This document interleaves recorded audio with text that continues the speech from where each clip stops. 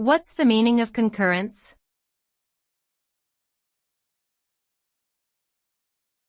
Concurrence.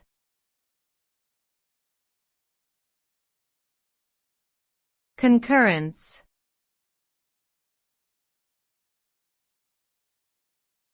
Concurrence.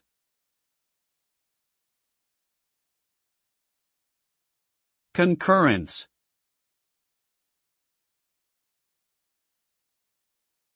Concurrence refers to the state of two or more events, circumstances, or opinions happening or existing at the same time. It could also mean an agreement or accord reached between different parties on a specific matter.